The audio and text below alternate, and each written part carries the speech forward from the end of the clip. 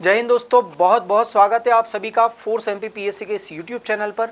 मैं नितिन यादव, मैं आप लोगों के लिए आज से एक नया सीरीज़ लेकर आया हूं दोस्तों इसी चैनल पर, जहां पर आपको प्रतिदिन या एक दो दिन के अंतर से आपको बहुत इंपॉर्टेंट करंट कंटेंट मिलने वाला है, जो खास तौर से इम्पोर्टेंट होगा मध्य प्रदेश लोक सेवा आयोग प्रारंभिक और मुख्य परीक्षा को दृष्टिगत रखते हुए। तो आपको इस लेक्चर से जुड़ना है, इसको शेयर करना है, लाइक ज़रूर करें दोस्तों। आइए बात शुरू करते हैं। आप लोगों को पता है कि कल क्या था? तो कल था नाग पंचमी, है ना। नाग पंचमी का त्यौहार कल बड़े हर्षोल्लास से पूरे देश ने मनाया है। अब आप ये कहेंगे कि सर इसके बारे में तो हमें पता है कि ये नाग चंद्रेश्वर मंदिर है जो उज्जैन में स्थित है, काफ़ी पौराणिक मंदिर है और ये वर्ष में सिर्फ एक ही दिन खुलता है ना। 24 घंटे के लिए नाग पंचमी के दिन ही ये खुलता है। तो इसमें क्या बड़ी बात है सर? क्या ये हमारे सिलेबस से रिलेटेड बात है क्या? तो बिल्कुल ध्यान दीजिए। मैंने अभी शुरुआत में आप लोगों को कहा है कि मैं जितनी भी बातें करूंगा वो प्रीलिम्स और मेंस के अकॉर्डिंग केवल और केवल एमपीपीएससी को टारगेट करते हुए करूंगा। और जब मैं ये बात कह रहा हूं तो आप लोगों को ध्यान देना है कि आप हर चीज़ को सिलेबस के दृष्टिकोण से देखें। और यहाँ एक बहुत इंपॉर्टेंट चीज़ ये है कि आपके सिलेबस में पेपर फर्स्ट, है ना, यूनिट नंबर फर्स्ट का ए और यूनिट नंबर भी जो है वो 1, यहाँ पर आपके पर्यटन के बारे में कहा गया है।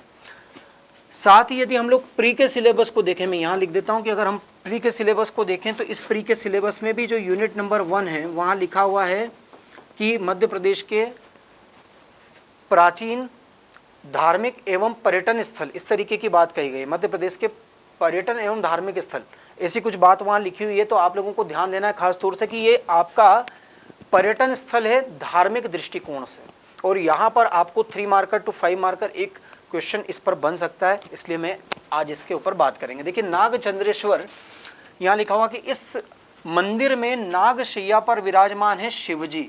बड़ी महत्वपूर्ण बात है। आप लोगों ने आज तक शिवजी के गले में सिर्फ नाग देखा होगा, है ना, लेकिन ये अद्वितीय जो मंदिर है, यानी ऐसा मंदिर और कहीं देखने को विरले ही मिलेगा जहाँ पर शिवजी नाग की शैया पर, आप इस फोटो में देख सकते हो कि ये नाग के ऊपर बैठे हुए हैं, नाग के सिंहासन पर विराजमान है ना। जनरली हम क्या देखते हैं कि नाग भगवान के गले में होता है, जिसको वासुकीनाथ कहते हैं, इसीलिए भगवान का एक नाम वासुकीनाथ भी है। लेकिन यहाँ इस मूर्ति में आप देखेंगे कि 1 2 3 4 5 6 और 7 सप्तमुखी ये जो नाग है, इस नाग के शैया पर या इसके सिंहासन पर भगवान माता पार्वती और अपने पुत्रों के साथ में विराजमान दिखाई देते हैं। ये चीज़ आप लोगों को ध्यान देना है ना। नाग चंद्रेश्वर मंदिर की में फन फैलाए हुए नाग के आसन पर शिवजी के साथ माता पार्वती विराजमान है। इनके वाहन नंदी भी है और सिंह भी विराजमान है। अब देखिए, क्योंकि नंदी भगवान शिव का वाहन है और जो सिंह है वो माता जी का वाहन है, तो वो दोनों भी इस प्रतिमा में विराजमान है। ये अद्वितीय, और इसके बारे में यदि आप लोग माइथोलॉजी में जाकर के पढ़ते हैं तो आप लोगों को ये दिखाई देगा कि इसके बारे में ये नहीं पता है कि ये बहुत ज़्यादा पुरानी या कितनी पुरानी ये प्रतिमा है ना। लेकिन इसके इस मंदिर के बारे में जरूर ये है कि परमारकालीन मंदिर है ये। आगे देखते हैं हम लोग। इसमें भगवान शंकर के गले और भुजाओं में और भी नाग लिपटे हुए हैं, यानी कि इस प्रतिमा में आप देख सकते हैं कि जटाओं में, भुजाओं में, गले में, यानी कि पूरा श्रृंगार उनका नागों से हुआ है। इस प्रतिमा में ये चीज़ परिलक्षित होती है। कुछ पौराणिक कथा है यहाँ पर, जिनके अनुसार भगवान शिव में महाकाल वन में तक्षक नाग की घोर तपस्या से प्रसन्न होकर अमरत्व का वरदान दिया था। तभी से तक्षक नाग यहाँ वास कर रहे हैं, ऐसा मानते हैं कि ये। और आप लोगों को पता होगा कि ये जो महाकालेश्वर मंदिर है उसी प्रांगण में ऊपर दूसरी मंजिल पर ये मंदिर स्थित है, और यहाँ पर तक्षक नाग जो है वो विराजमान है, ऐसी पौराणिक मान्यताएं हैं। ठीक है, ये इस प्रकार के प्रश्न जो है ना प्रीलिम्स में पूछे जा सकते हैं आपसे कि कहाँ पर ऐसा मंदिर है जहाँ पर तक्षक नाग की उपस्थिति है। कौन सा ऐसा मंदिर है जो कि वर्ष में सिर्फ एक ही बार 24 घंटे के लिए ओपन होता है? कौन सा ऐसा मंदिर है जहाँ पर शिव जी की ऐसी प्रतिमा है जिसमें वे स्वयं नाग के सिंहासन पर हैं? या ये भी कह सकते हैं कि नाग चंद्रेश्वर मंदिर में किस नाग की प्रतिमा या किस नाग के सिंहासन पर भगवान शिव और अंबिका देवी की आसीन प्रतिमा है? तो आपको पता होना चाहिए वो नाग कौन सा, तक्षक। जबकि आपको ये भी पता होगा कि जो नाग भगवान गले में पहनते हैं उसका नाम क्या है, वासुकी। तो यहाँ थोड़ा सा इन चीज़ों पर ध्यान दीजिएगा, क्योंकि मैं फिर कह रहा हूँ आपकी यूनिट नंबर 1 में ये MPPSC प्रीलिम्स में भी है और यहाँ पेपर फर्स्ट के पार्ट ए में यूनिट नंबर 1 में मेंस में भी है। तो मैं आप लोगों का मनोरंजन बिल्कुल नहीं कर रहा हूँ, ना ही मेरा उद्देश्य अपनी धार्मिक भावनाओं को आप तक पहुँचाना है। मैं तो आपके सिलेबस की चीज़ पढ़ा रहा हूँ आपको। तो इसी तरीके से आप लोगों को न्यूज़पेपर को रीड करना आना चाहिए। प्रति 2 दिन में मैं आप लोगों के सामने इस प्रकार की सामग्री के माध्यम से रोचक चीज़ों को रखने की कोशिश करूंगा जो प्री, मेंस और इंटरव्यू तीनों में आप लोगों के लिए मदद कर सकें। आगे बात करते हैं। देखिए, उनकी तपस्या में कोई विघ्न ना डाल सके इसलिए नाग पंचमी के दिन ही इस मंदिर के कपाट खोलने की परंपरा है। यानी कि क्यों नहीं खुलते हैं? क्योंकि तक्षक नाग जो है वो लगातार वहाँ पर क्या कर रहा है, वो वहाँ पर तपस्या में, भगवान शिव की तपस्या में लीन है। और तक्षक नाग की आपने अगर कहानी सुनी होगी, भागवत में भी आता है, जिसने राजा बलि को डसा था, है ना। तो वही राजा बलि या जो भी है ना, मैं अगर भूल रहा हूँ तो आप लोग करेक्शन कीजिएगा, कि ये भागवत में आता है कि किसी को जब पता लग जाता है कि तक्षक नाग के डसने से उसकी मृत्यु होगी, है ना, एक पौराणिक कैरेक्टर है, तो तब वो भागवत की कथा का श्रवण करके अपने अगले जन्म को सुधारने की या अपने परलोक को सुधारने की कोशिश करता है। तो वही तक्षक नाग है ये, जिनका स्थान कहाँ माना गया है। अगर आपसे पूछा जाए कि तक्षक नाग की उपस्थिति किस पौराणिक स्थल पर मध्य प्रदेश में मानी जाती है, तो वो स्थल कौन सा है आप लोगों को पता होना चाहिए, उज्जैन। तो ये बहुत इंपॉर्टेंट जानकारी आप लोगों के थी।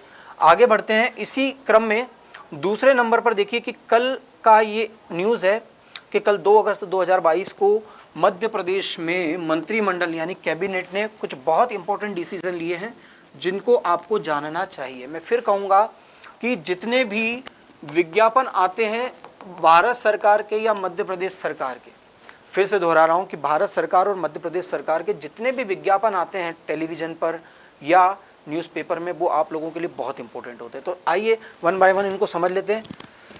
5600 ग्रामों में प्राकृतिक खेती प्रारंभ की जाएगी। अब ये खेती आप लोगों को पता है, ये सीधे सीधे मध्य प्रदेश की अर्थव्यवस्था वाला जो पार्ट है ना, ये पहले पार्ट आपके सिलेबस में पहले पेपर में था, लेकिन अभी ये पेपर सेकेंड में पार्ट बी में है, मेंस में। इसीलिए मैंने कहा कि मैं जितनी भी बातें आपको यहाँ पर बताने वाला हूँ वो सिलेबस से रिलेटेड होंगी, ठीक है। तो यहाँ प्राकृतिक खेती प्रारंभ करने के लिए गोपालन हेतु किसानों को 900 रुपये प्रति माह अनुदान दिया जाएगा। यानी कि गाय वगैरह इस प्रकार के गोवंश का पालन करने वाले किसानों को क्या दिया जाएगा, 900 रुपये प्रति माह उनको सब्सिडी मिलेगी। और इसका उद्देश्य यही है कि जब, जैसे हम लोग अगर इसको समझने की कोशिश करें तो आप लोग समझ सकते हैं कि अगर कोई किसान है और अगर वो गोवंश का पालन कर रहा है तो इससे क्या होगा, उसके पास में खाद उत्पन्न होने का, गोबर वगैरह की व्यवस्था हो जाएगी और उसी का प्रशिक्षण भी यहाँ दिया जाएगा सब्सिडी के साथ में, जिसको वो अपने खेत में ऑर्गेनिक खाद के रूप में यूज़ करेगा और उत्पादन बढ़ेगा, ठीक है। तो उसकी लागत कम होगी प्लस उत्पादन में वृद्धि होगी और किसान का इसमें फ़ायदा होगा। तो मध्य प्रदेश सरकार ने ये गोपालन के लिए एक जो है कैबिनेट ने इसको स्वीकार किया है, ठीक है। 26,000 कृषकों के लिए प्रथम चरण में इसको स्वीकार किया गया। दूसरी खबर की बात करें तो आप लोग देख सकते हैं ग्रामीण पर्यटन परियोजना। देखिए फिर आ गया पर्यटन। अभी मैंने बोला यह आपके प्रीलिम्स और मेंस दोनों का टॉपिक है, पर्यटन, मध्य प्रदेश में पर्यटन। तो एक कौन सी परियोजना है ये, आप लोगों को इसको नोट कर लेना चाहिए, ग्रामीण पर्यटन परियोजना। और इसके अंतर्गत पर्यटन के साथ रोजगार को बढ़ाने के लिए होम स्टे के लिए, है ना, देखिए ये क्या है, 204 करोड़ रुपए आवंटित किया गया है। निर्माण के लिए अनुदान की अधिकतम सीमा 2 लाख रुपए तक है। कहने का मतलब है, होम स्टे का मतलब ये होता है कि जिन भी पर्यटन स्थलों में, जैसे कि मान लीजिए आप ओंकारेश्वर गए या मांडू गए, तो वहाँ पर होटल वगैरह फुल हो जाते हैं। तो वो जो स्थानीय लोग हैं ना, वो अपने घरों को होम स्टे के रूप में डेवलप कर सकते हैं, जिनसे उनको भी एक प्रकार का रोजगार मिलेगा। यहाँ पर समझ में आया, पर्यटन के माध्यम से रोजगार को बढ़ाने की योजना है। मान लीजिए मैं रहता हूँ इंदौर में और इंदौर में इतने ज़्यादा पर्यटक आते हैं कि यहाँ जगह नहीं बचती होटलों में, तो मैं अपने घर का एक हिस्सा भी बना दूंगा होटल के रूप में, लोगों को दे दूंगा, तो उससे मुझे रेवेन्यू भी मिलने लगेगा, प्लस इससे मेरी आर्थिक स्थिति भी सुधरने लगेगी। तो ये वाली योजना है।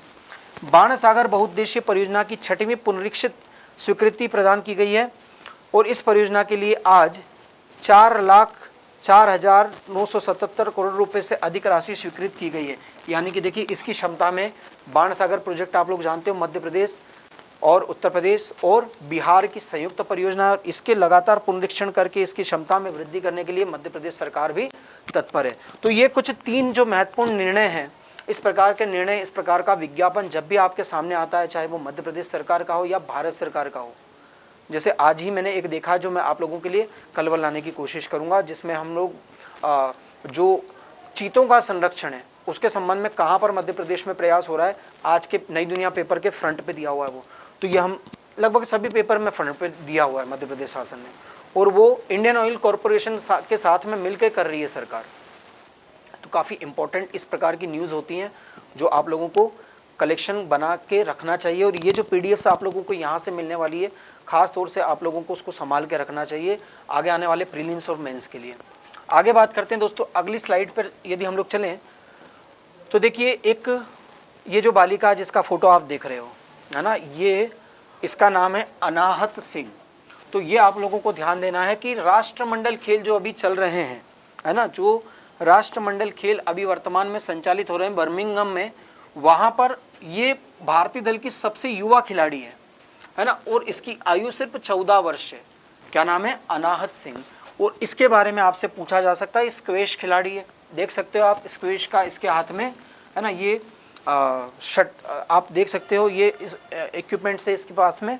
और ये अनाहत सिंह राष्ट्रमंडल खेल 2022 में भारतीय दल की सबसे कम उम्र की सदस्य है, ये आप लोगों को याद रखना है। ये दिल्ली के रहने वाली है और 9वीं कक्षा में पढ़ती है ये, और वह चाणक्यपुरी के ब्रिटिश स्कूल में पढ़ती है। अनाहत ने 8 साल की उम्र में स्क्वैश खेलना शुरू किया था और अब तक 40 राष्ट्रीय खिताब ये जीत चुकी है और अंतर्राष्ट्रीय स्तर पर कॉमनवेल्थ गेम्स में ये भारत को रिप्रेजेंट कर रही है ना। साथ ही आप लोगों को थोड़ा सा पता हो जाना चाहिए कि स्क्वैश क्या होता है ना। तो स्क्वैश खेल क्या होता है? जिस तरीके से हम बैडमिंटन खेलते हैं, आपने अगर महेंद्र सिंह धोनी की फिल्म देखी होगी तो बैडमिंटन में 2 लोग होते हैं, जबकि स्क्वैश में क्या होता है कि एक तरफ दीवार होती है और उस पर से टकरा करके वो शटल आती है और वापस इधर से जो है वो ये खेलते हैं। इसको जो भी बोलते हैं, मुझे पता नहीं क्या बोलते हैं इसको, है ना, इसलिए मैं गलत नहीं बोलना चाहता। तो ये आप लोगों को याद रखना है। अनाहत सिंह दिल्ली की छात्रा, 14 वर्षीय और सबसे कम उम्र की खिलाड़ी है जो कॉमनवेल्थ गेम्स में गई है भारत के दल में। तो ये बहुत इंपॉर्टेंट हो जाता है, क्योंकि पूछना चाहिए आपको सर कि क्यों इंपॉर्टेंट हो जाता है, क्योंकि प्रीलिम्स का सिलेबस यदि देखोगे तो यूनिट नंबर जो 8 है आपकी, यूनिट नंबर 8, इस यूनिट 8 में लिखा हुआ है प्रमुख खेल व्यक्तित्व। और ये लड़की क्या है? एक स्पोर्ट्स पर्सनैलिटी है, एक खेल व्यक्तित्व है, और ये इसीलिए आपसे अगले वर्ष के प्रीलिम्स में पूछा जा सकता है। बहुत इंपॉर्टेंट ये आर्टिकल है आप लोगों के लिए, पढ़िएगा इसको जरूर। अब हम लोग बात करते हैं जिस तरीके से अभी जो कॉमनवेल्थ गेम चल रहा है उसमें भारत के लिए एक बड़ी संतोष की खबर ये है कि भारत के जितने भी भारोत्तोलक हैं, यानी वेट लिफ्टर है, वो चाहे महिलाएं हैं चाहे पुरुष हों, आप देख सकते हो वो जबरदस्त प्रदर्शन दिखा रहे हैं।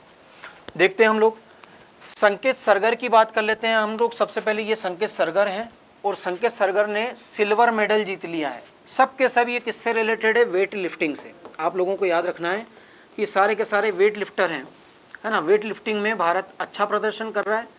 और कौन कौन ने पदक जीत लिया वेट लिफ्टिंग में? तो याद रखिए, सबसे पहले संकेत सरगर, इन्होंने 55 किलोग्राम वर्ग में वेट लिफ्टिंग में क्या जीता है? सिल्वर मेडल जीता है।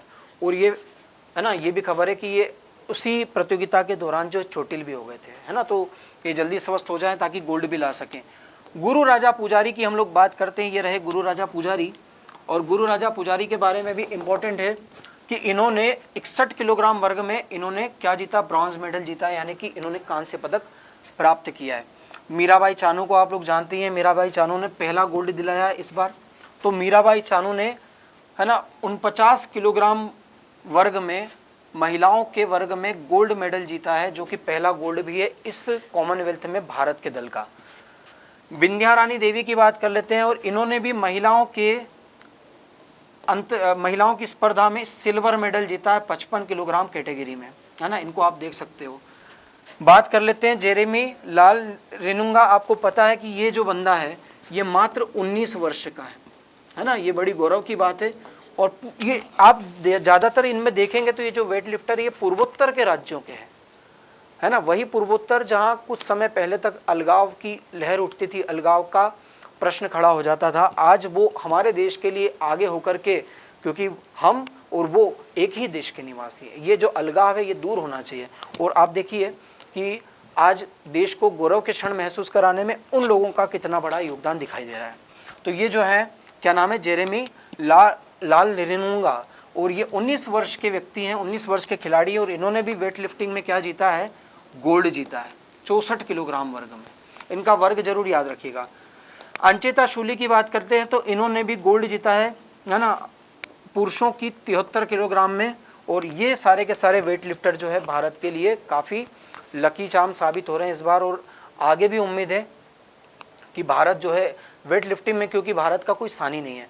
और अभी आज जो मुझे खबरें मिली, जो मैंने पढ़ी हैं, उनके आधार पर आगे भी मैं आप लोगों को अपडेट कराता रहूँगा कि किस किस खेल में कौन कौन जीत रहा है कॉमनवेल्थ में।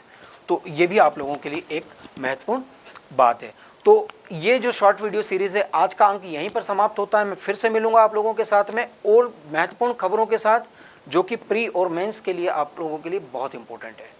जय हिंद दोस्तों।